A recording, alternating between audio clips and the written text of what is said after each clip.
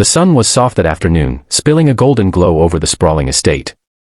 The kind of light that reminded one of childhood summers and the way the air seemed to hum with possibility. On the edge of the polished marble pool, a young black girl named Amira crouched low, her sneakers gripping the wet stone. She had been at the estate with her mother, who worked quietly in the background arranging flowers for a social gathering. But Amira had wandered, drawn to the laughter and chatter of a world so different from her own. By the pool, a small boy with sandy hair named Elliot sat precariously, his tie askew and his dress shirt soaked from an accidental slip. He was the son of a wealthy family, a boy who saw the world in patterns and numbers rather than the chaos of emotions. Today, that precision had not helped him. He had fallen into the water and could not yet steady himself. Around them, adults in evening gowns and suits gasped, some pulling out their phones, others covering their mouths in shock. They whispered and muttered among themselves, eyes wide with disbelief. Elliot's older cousins and friends, dressed in flashy jackets and polished shoes, watched from the edge of the lawn. Their faces held a mixture of amusement and detachment, the way children of privilege sometimes regarded the struggles of others. Amira hesitated for a heartbeat, her gaze fixed on Elliot. There was something in his expression, a fragile trust and fear wrapped together, that spoke to her.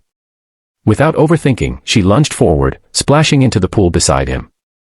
The water was cold against her skin, and for a brief second, she felt a rush of panic. But then she reached out, steadying Elliot with gentle hands. His wide eyes met hers, and in that instant, the chaos of the gathering faded away. The murmurs and gasps became distant echoes. All that mattered was the small life trembling beside her. Elliot's mother and father had rushed forward now, their expressions a mixture of relief and disbelief. The adults on the terrace whispered questions and criticisms, but Amira did not notice them. She held Elliot with care, guiding him to the shallow edge of the pool, making sure he was safe. Once he stood, dripping and shivering, he looked at Amira with awe. She smiled, brushing a damp curl from her face. In that simple, quiet gesture, a bridge had been built. Age and wealth, social status and expectations, all of it seemed to dissolve into the warm sunlight above the pool. Amira helped Elliot climb out, and as she did, she felt a subtle shift in the atmosphere.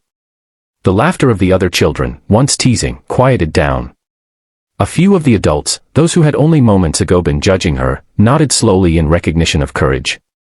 There was no fanfare, no applause. Just a shared acknowledgement that a small act of kindness could resonate far beyond the poolside.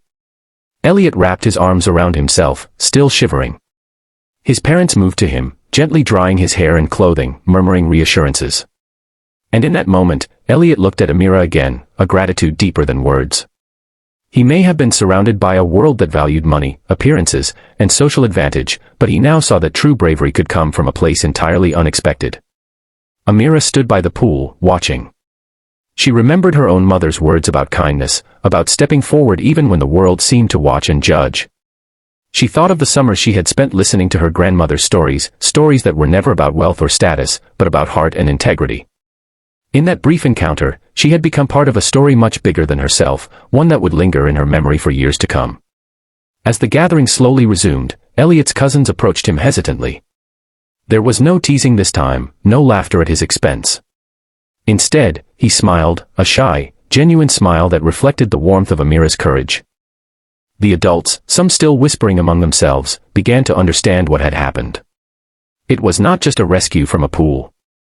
It was a reminder that human connection, empathy, and courage are the true measures of character. Money could buy many things, but it could not buy the bravery Amira had shown or the trust she had earned.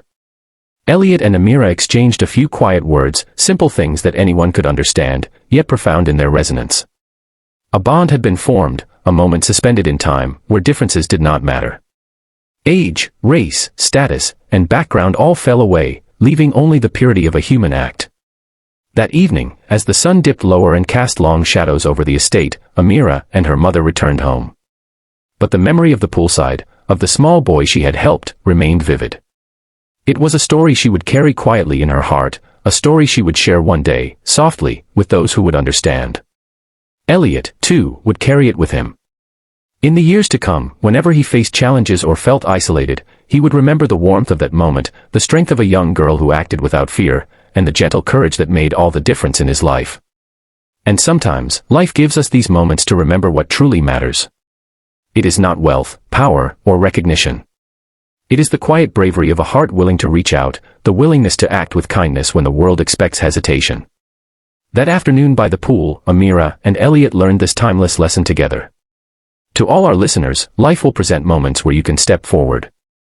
You may feel small, unprepared, or uncertain. But it is in those moments that the human spirit shines brightest. Courage, empathy, and connection are never wasted. They ripple outward, touching lives in ways we may never fully see. Thank you for listening to this story on the Black Voices. If this tale of quiet bravery touched your heart, please like, share, and subscribe. And leave a comment to tell us which moment moved you most. Every story shared helps keep the light of humanity shining.